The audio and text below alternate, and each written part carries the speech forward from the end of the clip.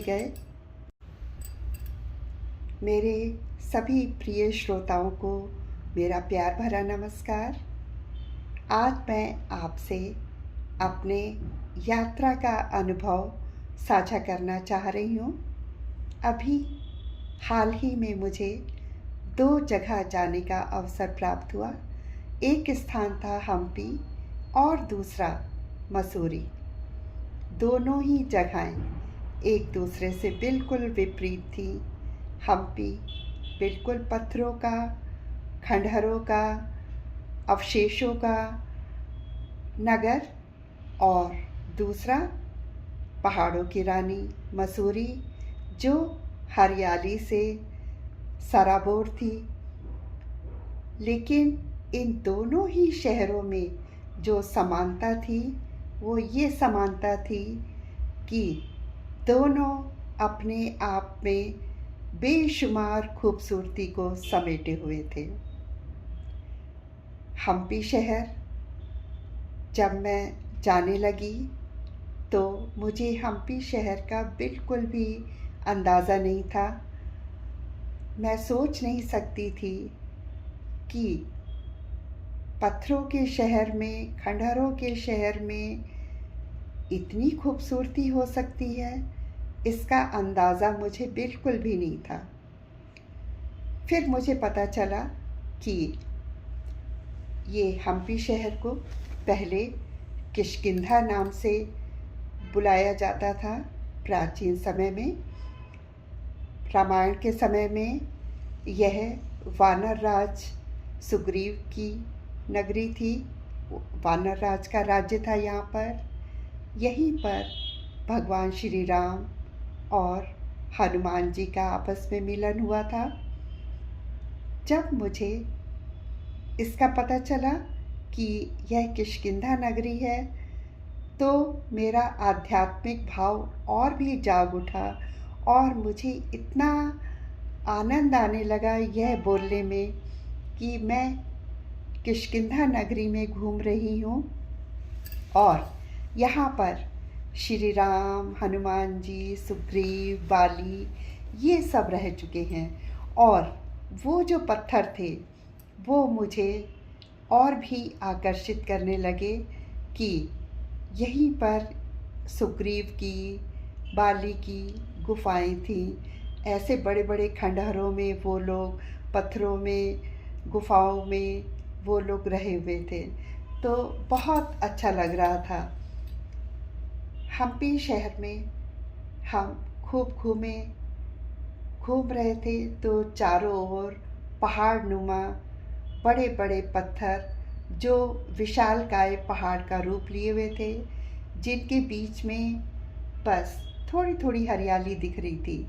ज़्यादा पेड़ों का नामो निशान नहीं था वहाँ पर, लेकिन पत्थर ही अपने आप में ऐसे गुत्थम गुत्था होकर विशालकाय गगनचुंबी पहाड़ नुमा आकार लिए हुए थे कि उनकी सुंदरता बस देखते ही बनती थी और लग रहा था कि ये पत्थर कहीं गिर ना पड़े। लेकिन वो पत्थर ऐसे आपस में सब सेट थे कि कोई भी पत्थर गिरता नहीं था। बड़ा आश्चर्य हो रहा था कि प्रकृति ने कैसे इन पत्थरों को अपने आगोश में समेटा हुआ है और ये पत्थर हर एक के दिलों में कितना धड़क रहे हैं। जो हम पहले कहते थे कि तुम तो पत्थर दिल हो, तुम्हारे अंदर कोई दिल नहीं है, कोई दिल नहीं धड़कता है। लेकिन यहाँ जब इन पत्थरों को मैं देख रही थी तो लग रहा था कि नहीं, यहाँ तो हर एक पत्थर में दिल धड़क रहा है और इन पत्थरों में एक चुंबकीय आकर्षण है जो हर एक को अपनी ओर खींच रहा है और लग रहा है कि बार बार हम इन पत्थरों के पास जाएं, इनके बीच में घूमें, इन पे बैठें और इनकी तस्वीरें अपने कैमरे में कैद करें। पहाड़ों में जो ये संतुलन बना हुआ था पत्थरों का कि ये आपस में एक दूसरे के साथ ऐसे सेट होके एक दूसरे के ऊपर गुत्थम गुत्था होके ऊपर ऊपर तक चले जा रहे थे और संतुलित थे, तो मुझे अपने बचपन के खेल याद आने लगे। बचपन में हम लोग एक के ऊपर एक पत्थरों को रखकर ऐसे खेल खेलते थे कि ये पत्थरों में कौन संतुलन बनाएगा ज़्यादा, और हम एक पत्थर के ऊपर दूसरा, दूसरे पे तीसरा, तीसरे पे चौथा, चौथे पे पांचवा, इस तरीके से पत्थर को बैलेंस करते थे। और जो बैलेंस पूरा तरीके से कर लेता था वो जीतता था। तो लेकिन जब मैं यहाँ देख रही हूँ तो यहाँ तो मैं प्रकृति के संतुलन को देख रही हूँ कि प्रकृति ने तो इतने बड़े बड़े पत्थरों को एक दूसरे के ऊपर ऐसे संतुलित किया हुआ है कि दूर से लगता है कि ये अब गिरे तो तब गिरे, लेकिन कोई भी पत्थर नहीं गिर रहा है। तो भगवान के इस कुदरत के करिश्मे को देखकर बड़ा ही आनंद महसूस हो रहा था। थोड़ी दूर चल के फिर हमने मंदिरों के खंडहर देखे, कुछ मंदिरों के दर्शन किए और कुछ पुराने खंडहरों पे गए, अवशेषों पर गए, और वहाँ पर हमने पाया कि ये इतने अच्छे से बनाए गए हैं। उस समय का आर्किटेक्चर इतना उन्नत था कि खम्भों में से सरगम निकल रही थी और हमने उन खम्भों को बचाया और हमें सरगम निकलती हुई सुनाई दी।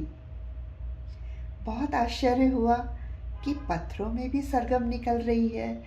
इतना उन्नत आर्किटेक्चर था हमारा भारत का, तो बहुत अच्छा लग रहा था उन खंडहरों में, उन खम्भों के बीच में से घूमना, उनकी तस्वीरें लेना, और जो गाइड हमको उसके विषय में बता रहे थे उनको पूरा ध्यान से सुनना और उस पुराने समय को महसूस करना एक अलग ही अनुभूति प्रदान कर रहा था।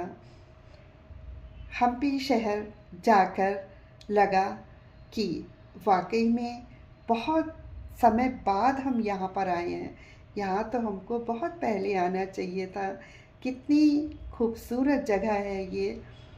तो हम्पी के सौंदर्य को बस मन में बसाए हुए हम दूसरी जगह की ओर चले। कुछ समय पश्चात हम मसूरी गए, और जब हम मसूरी गए तो वहाँ की सर्पानुकार सड़कें और बड़े बड़े वृक्ष, उनके बीच में दौड़ती हुई गाड़ी एक अलग ही आनंद दे रही थी। रिमझिम भी हो रही थी, और उस रिमझिम में जब हम लोग पेड़ों को देख रहे थे, बादलों को देख रहे थे, तो मन में एक अलग ही उल्लास, सुकून ये महसूस हो रहा था। और मसूरी का ठंडापन वो अलग ही आनंद दे रहा था। एक अलग ही वहाँ का वातावरण था। मसूरी की सड़कों पे घूमना, उसको महसूस करना, वहाँ की प्रकृति को महसूस करना, ऊंचे ऊंचे देवदार के, चीड़ के वृक्षों को देखना, उनमें खो जाना बहुत अच्छा लग रहा था। अगली सुबह मैं जल्दी ही उठ गई क्योंकि मुझे सूर्योदय देखना था, और सूरज की लालिमा जो आकाश में छाई हुई थी उसका सौंदर्य तो बिल्कुल ही निराला था। पेड़ों में छनती हुई सूरज की किरणें बहुत सुकून दे रही थी। ऐसा दृश्य लग रहा था कि बस मैं अपनी पलकों में ही समा लूं। और उस समय मुझे ये कमी महसूस हो रही थी कि मैं अपने रंगों को क्यों नहीं लाई यहाँ पर, अपने कैनवस को क्यों नहीं लाई यहाँ पर। ये तो सब चित्र कैद करने वाले हैं।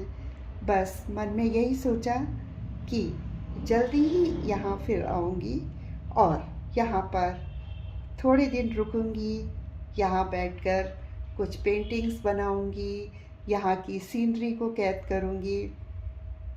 बस मन कर रहा था कि इन्हीं पेड़ों में, इन्हीं कोहरे में, इन्हीं सड़कों में बस घूमती रहूं और यहाँ की प्रकृति को बस महसूस करती रहूं।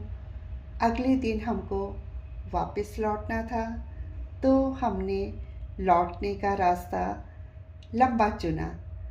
लंबा ऐसे चुना कि हम धनवल्टी की तरफ से लौटे। धनवल्टी की निरा छवि भी अप्रतिम थी। ऊंचे ऊंचे देवदार के वृक्ष एक अनोखी छवि लिए हुए थे। इतने ऊंचे वृक्ष थे कि उसके आगे तो हम बौने लग रहे थे और वृक्षों की कतार थी और मन कर रहा था कि इनके साथ मैं खूब चित्र लूं। और बीच बीच में उतर के उनके साथ मैंने फ़ोटो खिंचवाई। उनको बांधने की, अपने आँखों में बांधने की कोशिश की कि इन वृक्षों को बस अपने मन में, अपने दिल में समा लूं। और ये जो देवदार के वृक्ष थे वो मुझको गुलमर्ग की याद भी दिला रहे थे, क्योंकि बहुत पहले मैं गुलमर्ग भी गई थी और वहाँ पर ऐसे गगनचुंबी देवदार के वृक्षों को जब मैं देख रही थी तो उस समय भी मैंने यही आनंद महसूस किया था जो मैं आज इन सब के साथ महसूस कर रही थी। मन कर रहा था कि बस समय यहीं रुक जाए और मैं इन्हीं प्रकृति में बैठी रहूं, लेकिन आगे तो बढ़ना ही था। फिर हम धनवल्टी से सुरकंडा देवी होते हुए, कान्हा ताल होते हुए, टिहरी ऋषिकेश होते हुए फिर वापस अपने घर की ओर प्रस्थान करने लगे, हरिद्वार की ओर। हरिद्वार लौट के फिर हमने गंगा जी में स्नान किया तो और भी आनंद आया। फिर मैं विश्लेषण करने लगी कि ये दोनों यात्राएं कितनी यादगार थीं, दोनों जगहें कितनी आपस में विपरीत थीं, लेकिन दोनों ही मनोहारी थीं। वो पत्थर वो अपनी ओर खींचते रहे और ये पेड़ ये भी अपनी ओर खींचते रहे। लगा कि पत्थरों में भी स्पंदन है और वृक्षों में भी स्पंदन है, दोनों में ही एक चुंबकीय आकर्षण है और हमको समय समय पे ज़रूर अपने देश के विभिन्न स्थानों का आनंद लेना चाहिए, वहाँ की प्रकृति का आनंद लेना चाहिए। और लग रहा था कि क्यों मैं इतना देर में यहाँ आई, मुझे पहले ही आना चाहिए था, इतना समय मैंने पहले क्यों बर्बाद कर दिया। अब दिल करता है कि मैं फिर हम्पी आऊँ, यहाँ की सुंदरता में समा जाऊँ। और अब यही कोशिश है कि अगली बार मैं अपने रंगों के साथ, अपने कैनवस के साथ यहाँ आऊँगी और यहाँ के पत्थरों को, यहाँ के खंडहरों को अपने चित्रों में कैद करूँगी, अपनी पेंटिंग्स में कैद करूँगी। और बस भगवान यही मौका देता रहे कि हम भारत का सफ़र करते रहें, भारत के अनूठे स्थानों से अवगत होते रहें और दूसरों को भी जो हमारे अनुभव हैं उनको साझा करते रहें। तो आप सभी का बहुत बहुत धन्यवाद। धन्यवाद।